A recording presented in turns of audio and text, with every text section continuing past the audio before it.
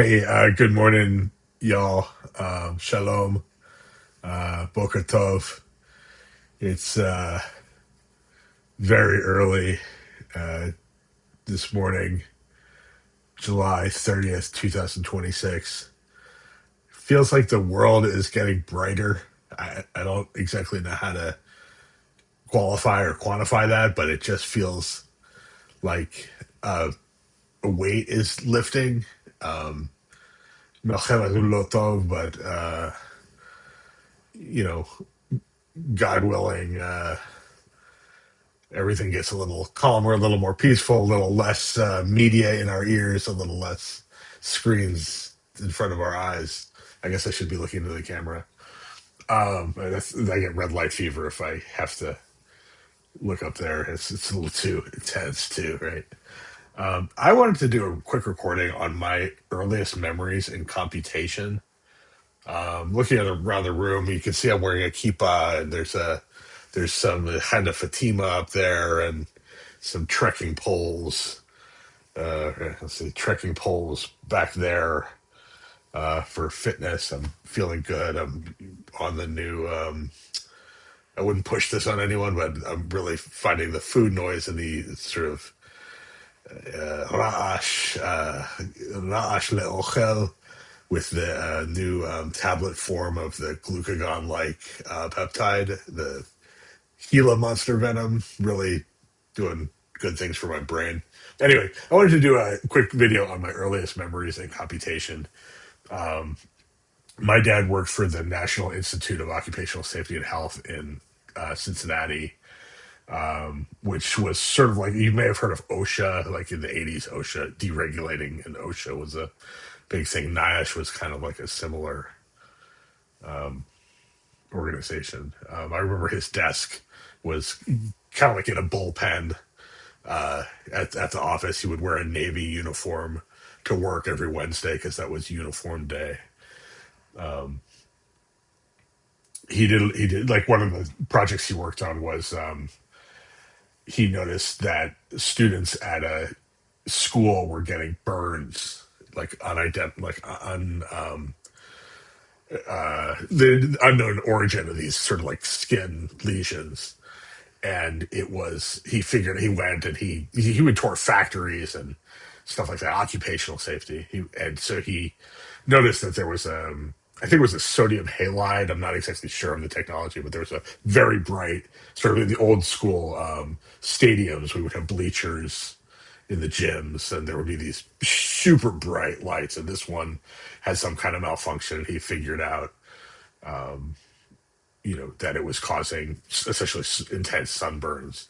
I think he worked on Legionnaire's disease in Philadelphia and found out there was a relationship between standing water and condenser units, and did some work on dioxin, and I think he may have even been involved with some of the mop up of, or no, that's not the right word. That's too military, but like some of the is this recording going to get cut off? It's going to be super long.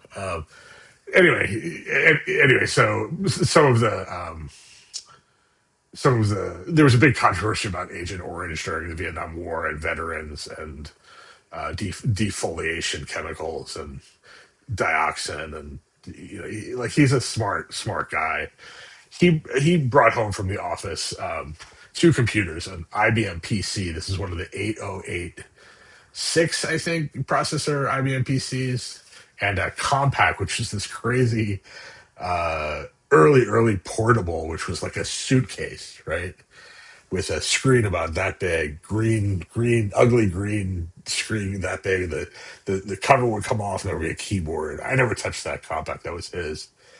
But the IBM PC, he showed me how to play like Microsoft Flight Simulator on one side of a floppy and then Combat Flight Simulator on the other side of a floppy. That was super awesome. And there was an Alien game, which was like a side scroller. So we're talking about, so I'm 48.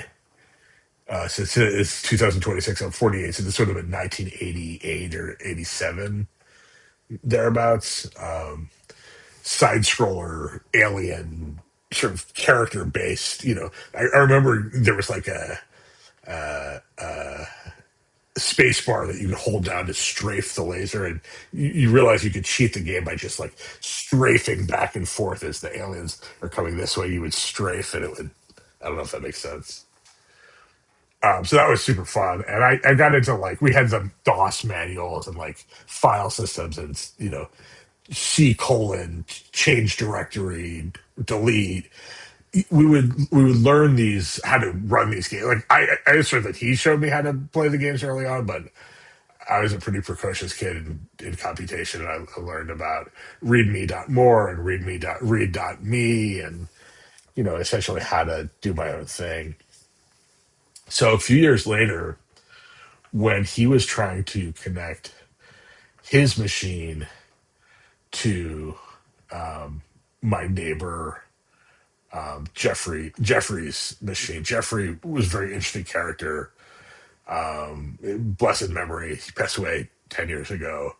But he had a profound speech deficit. I'm sorry, profound. Well, yeah, profound hearing deficit and speech deficit from birth.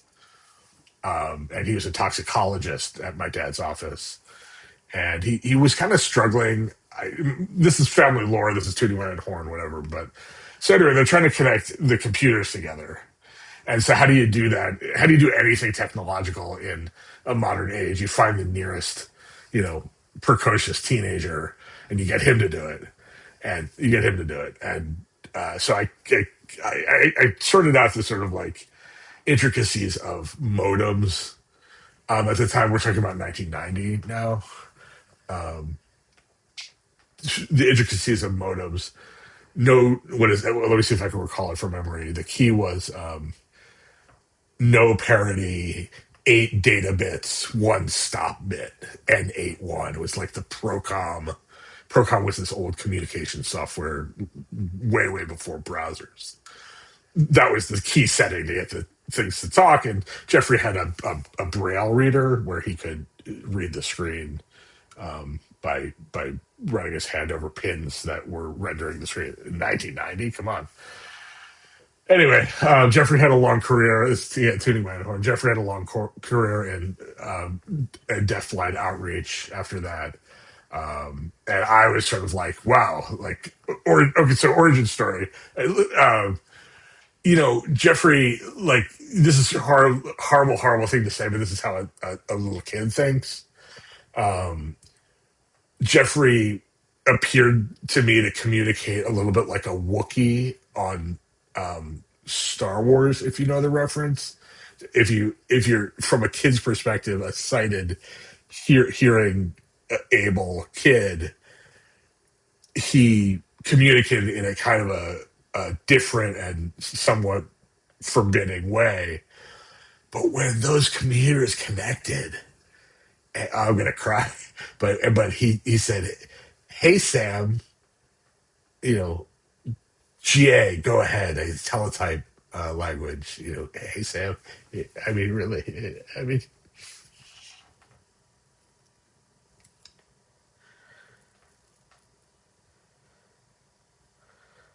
it was like meeting a soul in green screen asynchronous text. That I mean, it's like so dumb for an adult to be talking about deaf people sounding like Wookiees and actually meeting somebody's personality for the first time through assistive technology. But that's what it was, and so that's sort of my origin story in computation. We can go into 8-bit graphics and 16-bit graphics and the wild, wild west of the internet and trauma and all of that and the horror story. But that first experience of meeting, Becher, Javier, Moe, Bemachev, really shaped my career, my profound desire to study computation, to really make sense of my, you know, gift, essentially. Like all matanot, lo completamente tov, lo completamente ra,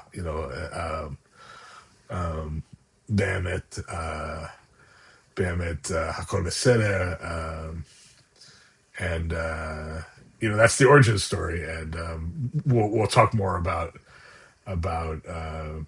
you know lessons learned and all of that.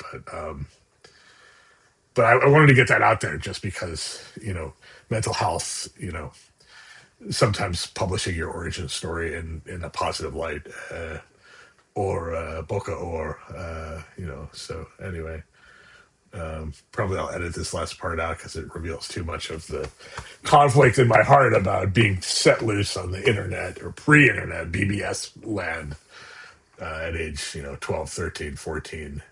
I had Don Miguel of blessed memory, my Spanish high school teacher, said, name your first password with your age, right? So you can firmly lock it in memory. And mine was Chingar 13, right? So just like the stupid Wookiee comment, this stupid little horny kid is naming his password with the Spanish swear word at his age. So I'll leave it there. Infer what you want. Peace, y'all. Please take care of yourselves. Take care of other people. Take care of the people you love. Lehi